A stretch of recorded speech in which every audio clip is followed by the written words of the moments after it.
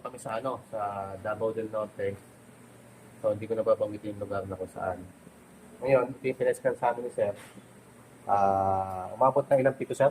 64. 64 feet. Wala pong laman.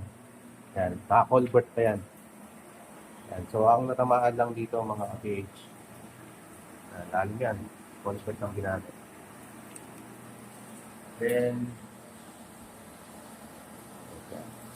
napakalalim mo. Ganda. Medyo may kamahalan ng pagkakagawa nito. 5,000 po. Yun. So, medyo may kamahalan yung culvert. Mahal talaga yung culvert na ginamit. So, in-scan namin to, tinamaan namin dito. Kasi may una nag-scan dito. Hindi maganda yung pagkaka-scan. Reading na parang malabo. Ngayon, pinalo up namin ng suba. So, minerals lang yung tamaan, mga mineralization. Kaya yun lang. So, negative. Pero may isang nag-positive dito, nasa labas na. Yung malaking deposit. Yung nakita namin yung sa labas na. Hindi na namin papakita yung lugar kasi very confidential sa lugar na to. Ito lang pinakita namin mga kapatid. Para at least sa mga ibang kahunter natin, mga gusto magpa-confirm ng kanilang site kung talaga may hinukay nyo is talagang mayroong laman o wala. Yun. Pasiguraduhin nyo lang. No?